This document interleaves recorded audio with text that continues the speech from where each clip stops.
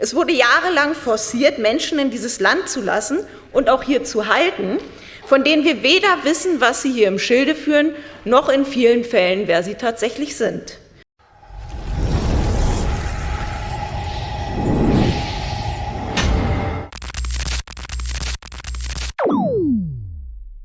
Hey Leute, es reicht. Wieder schockierende Verbrechen, wieder die gleichen Ausreden. Würzburg, München, Belitz, angebliche Einzelfälle, die sich häufen, während die Regierung die Augen verschließt. Lena Codret nimmt in ihrer Rede kein Blatt vor den Mund und haut den Verantwortlichen die bittere Wahrheit um die Ohren. Warum immer noch illegale Einreisen geduldet werden? Warum die CDU jetzt plötzlich so tut, als ob sie Migration begrenzen will? Alles nur leere Versprechen. Schaut euch das an und lasst eure Meinung da. Liken, abonnieren, kommentieren, weil es endlich gesagt werden muss. Auf geht's! Sehr geehrte Frau Präsidentin, werte Kollegen Abgeordnete, liebe Brandenburger. Die Wahl ist vorbei. Oder man könnte auch sagen, das Ding ist gelaufen. Gerade für die SPD hat hier, die seit der Wende nicht ein einziges Mal nicht an der Regierung ist, eine bittere Enttäuschung dieses Land eingeholt. Hier im Land hat die SPD 14,81% erhalten. 14,81%, das sind noch nicht mal 15%, das muss ich Ihnen nicht sagen. Gibt es also einen Zusammenhang zwischen den Jahren der Regierung und diesem Ergebnis? Für Sie sicherlich nicht. Sie fantasieren noch vom Gewinnerland Brandenburg.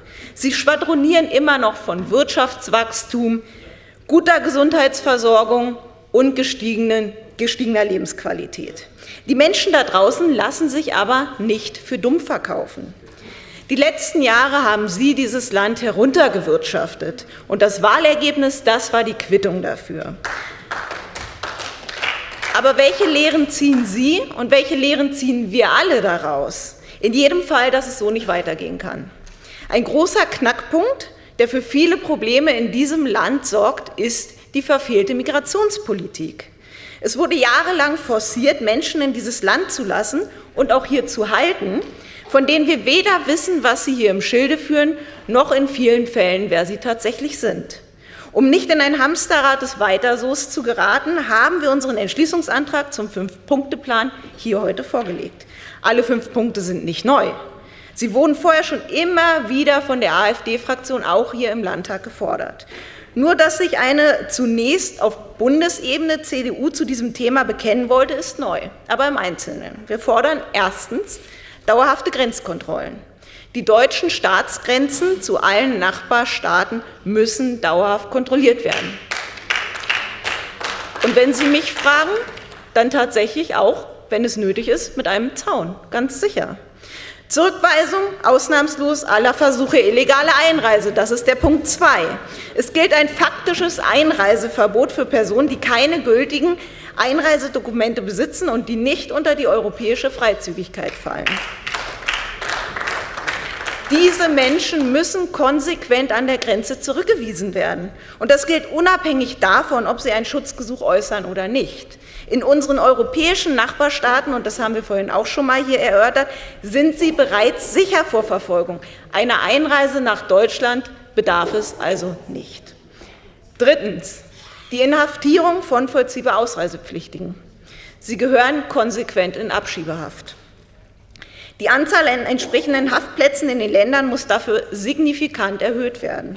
Der Bund muss die Länder dabei unterstützen und schnellstmöglich alle verfügbaren Liegenschaften, darunter auch leerstehende Kasernen und Containerbauten, zur Verfügung stellen. Die Zahl der Abschiebungen muss deutlich erhöht werden. Abschiebungen müssen auch täglich stattfinden. Auch Abschiebungen nach Afghanistan und Syrien müssen regelmäßig darunter fallen. Viertens.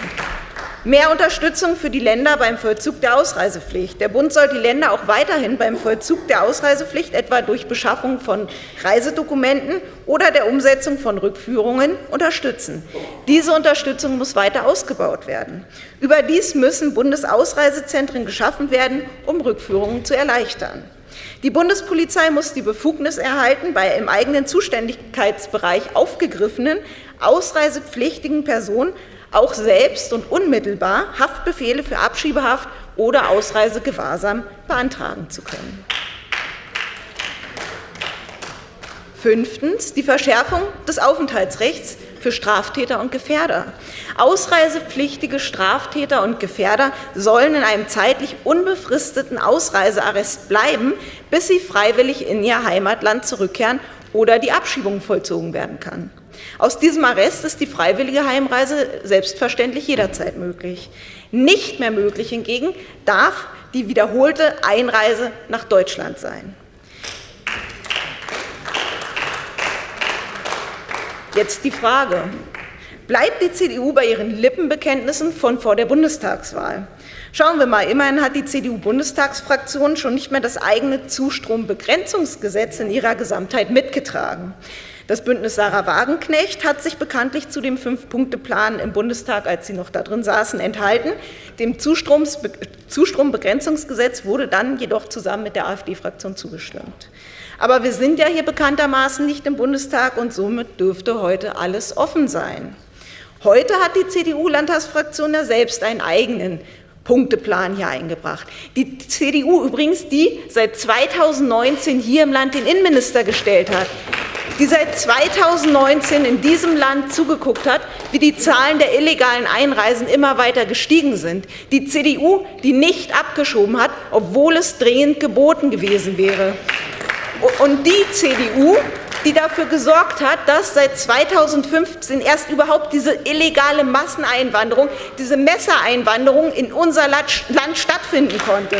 Diese CDU stellt sich hier heute hin. Das ist verlogen. All die Ereignisse der letzten Wochen müssten Sie sogar heute dazu zwingen, unserem Antrag zuzustimmen. Der Messermord in Belitz an einem CDU-Mitglied, der quasi totgeschwiegen wurde, galt doch der Täter zuvor als gut integriert. Auch Aschaffenburg und München ließen bislang keine Taten folgen. Es gab Lippenbekenntnisse, Versprechungen und große warme Worte.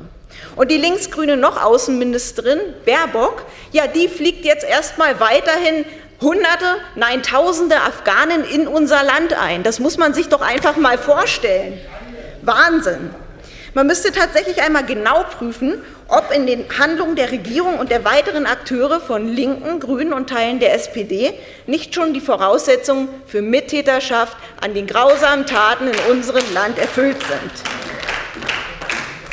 Aber, liebe Damen und Herren, der Wählerwille ist eindeutig. Eine Mehrheit will diese links-grün durchseuchte Politik nicht mehr. Die illegale Massenmigration muss gestoppt werden und leeren Worthülsen müssen endlich Taten folgen. Aber in der bitteren Realität werden weiterhin jedes Jahr Hunderttausende illegale Personen in unser Land reingelassen und es wird versucht, diese auch noch hier zu halten. Der gesunde Menschenverstand wird ausgeblendet, während in Deutschland zigtausende Wohnungen, Ärzte, Lehrer und so weiter fehlen. Aber nicht wegen des angeblichen Fachkräftemangels, sondern wegen der ungezügelten Massenmigration. Die extremistischen Fanatiker der schrankenlosen Migration kümmert es nicht, dass die Opfer dieser kriminellen Migrationspolitik leiden und die Angehörigen verzweifelt trauern müssen. In Aschaffenburg, in Magdeburg, in Solingen, in Mannheim, in Belitz, in München, in Berlin und in unzähligen anderen Orten in ganz Deutschland. Stattdessen werden staatlich organisierte, geschmacklose Kundgebungen gegen rechts auf dem Rücken der Opfer veranstaltet und grüne Funktionäre feiern sich dabei noch mit grinsenden Selfies. Das ist widerwärtig. Wo bleiben die Demos gegen Messerattentäter? Wo ist das wirkliche Gedenken an die Opfer? Ohne Selfies und ohne die AfD jedes Mal wieder mit da reinzuziehen. Es gibt sie nicht. Und das ist nichts als Heuchelei, meine Damen und Herren. Es muss endlich eine wirkliche Migrationswende folgen mit der Schließung der Grenzen, mit Zurückweisung und Abschiebung von illegalen Ausländern, wie wir es schon seit Jahren hier fordern. Seit Jahren, Herr Redmann, Sie erst seit einigen Wochen. Grausame Verbrechen hätten verhindert werden können, wenn die Täter vorher konsequent abgeschoben worden wären. Allerdings muss man auch schon vorher ansetzen und die Täter gar nicht erst in dieses Land lassen. Bereits jetzt sind die Regelungen vorhanden und die Schritte rechtlich vorgesehen. Wer über ein sicheres Drittland einreist, der hat sein Asylverfahren dort zu führen. Artikel 16a Grundgesetz. Und wer kein gültiges Ausweisdokument hat, der ist schon gar nicht auf freiem Fuß in Deutschland zu lassen. Die Dublin-Rückführungen und auch Abschiebungen in Heimatländer haben bisher keinen Erfolg, wenn die Betroffenen bereits am nächsten Tag wieder illegal nach Deutschland einreisen. Und selbstverständlich dürfen keine Duldungen mehr ausgesprochen werden für Personen, die vollziehbar ausreisepflichtig sind. Schon allein die Begrifflichkeit ist doch falsch.